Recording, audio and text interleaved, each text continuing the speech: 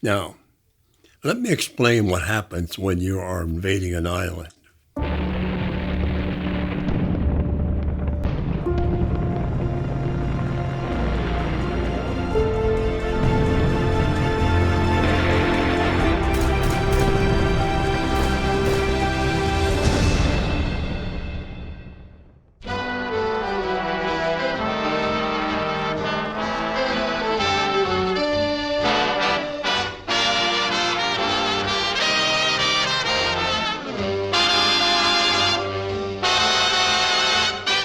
By 1943, the United States was fully involved in the Second World War.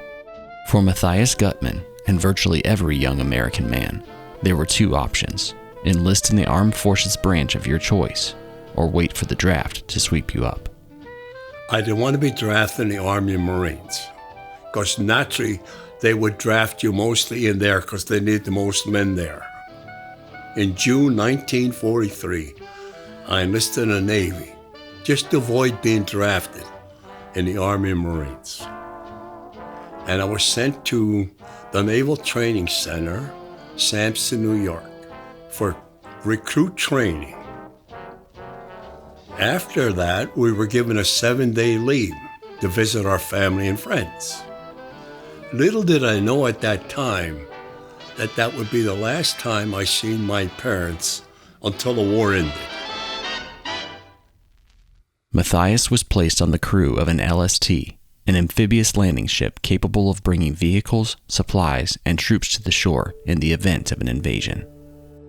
But the crew still had no idea to where in the world they were heading. Well, we got to the shipyard and we started to board the ship. We seen that the ship was camouflaged with tropical colors, just like it would blend in with the tropical island when we landed. And then when we boarded that, we knew that this ship was bound to go to Pacific Theater. In December of 1941, the Empire of Japan had launched a massive conquest across the Pacific, attacking and invading hundreds of territories in an assault that reached as far as Hawaii and the Aleutian Islands just west of Alaska. Matthias was now involved in a campaign to win these lands back, one at a time, in what would be a slow and bloody drive toward Japan.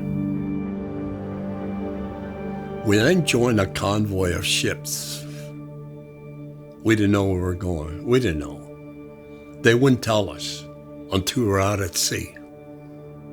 Then they told us. We were on our way to our first invasion.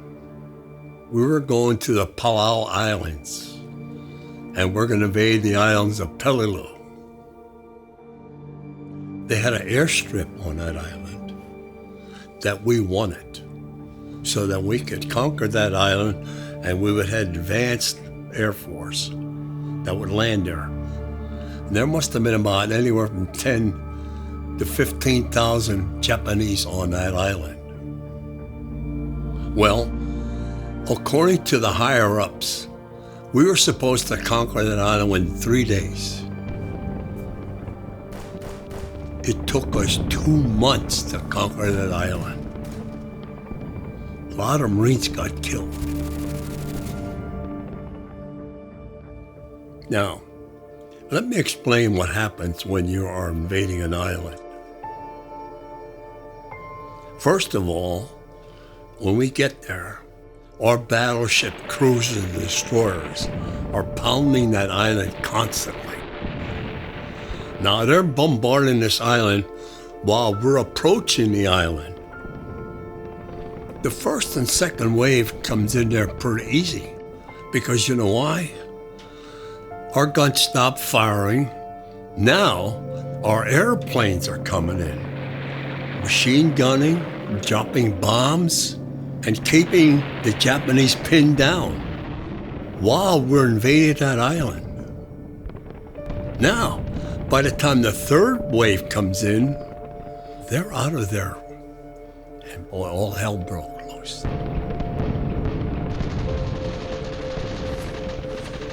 I was in a third wave, bringing in 35 Marines. When I dropped that ramp of that boat, and these Marines are storming up that beach, A lot of them got killed instantly. And they're all young guys like me. They're all young. Those men that were wounded, arms or legs are missing or something, you know, I take them on the hospital ship to get added care. Back and forth all day long.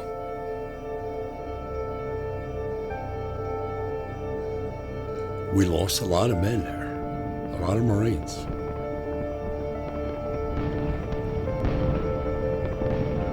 They conquered that island. It took 2 months rather than 3 days.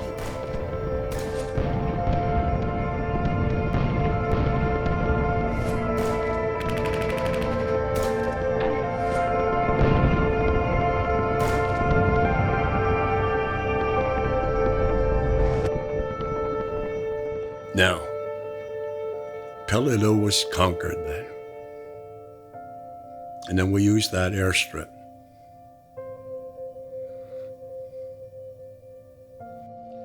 Now from there, we went to our next invasion, which was at Leyte in the Philippines, Leyte Gulf.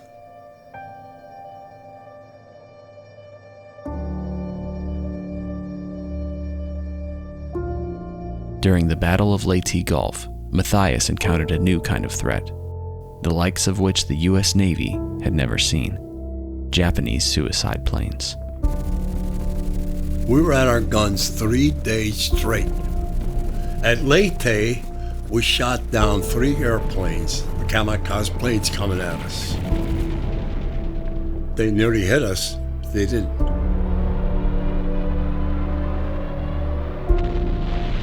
At Leyte was one of the biggest sea battles in the Pacific.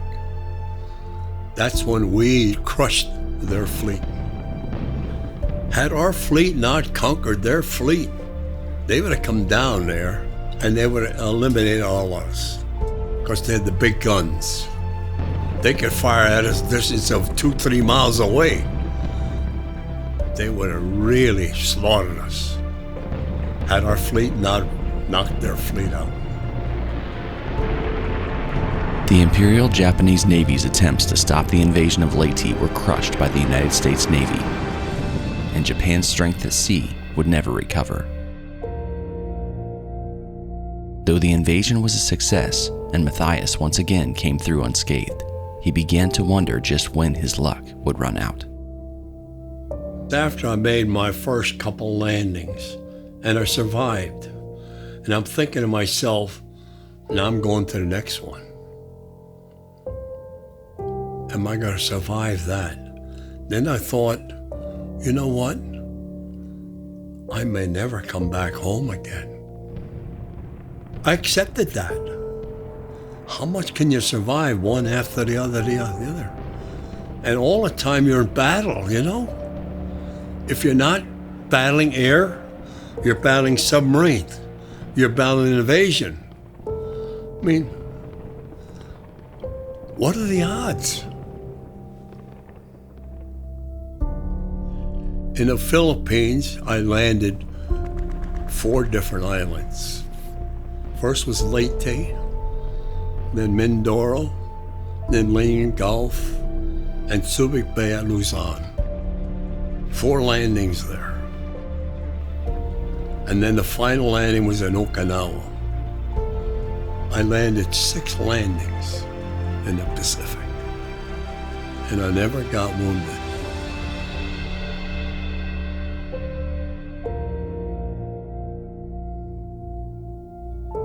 Well, we were preparing for us to invade Japan itself.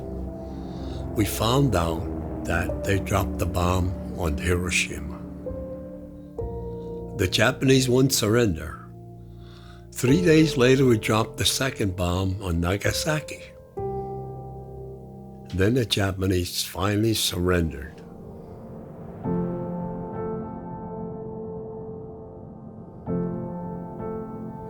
We had a flotilla of ships at Buckner Bay waiting to invade Japan when we heard that the war ended. Well, the whole armada of that flotilla in that bay lit up their lights. And they were shooting their guns up in the air, celebrating. They were all so joyous the war ended, knowing that, my God, we don't have to go to battle tomorrow. We knew that we were going to go and get home. And we're able to probably have a girlfriend and get married, have children. You don't realize that unless you're one of us, what that meant to you. The ones that were killed, they never experienced that. It was taken away from them. Spanning the next 22 years, Matthias Gutman went on to a career in the Navy, finally retiring as Chief Petty Officer. But to this day, the memories of the Second World War have remained fresh in his mind. Now, the war has been ended for a long time, right? And I'm thinking to myself, right now, even today, what the hell did we win? We won the war, but what did we really win? We won our freedom, but look at what it cost us in lives. And let's face it, every one of those troops were young guys. Never were married, never had a family, never came home. But you see what young guys do? They're the guys that win a war. It's the guts in you, you know what I mean? And I stress to the children when I talk to them at school, don't forget, without that veteran winning that war, you probably wouldn't be here in this classroom. So remember that veteran that won that war so you could have your freedom today as you have today. Without that, God only knows what would happen. Remember that. That's all.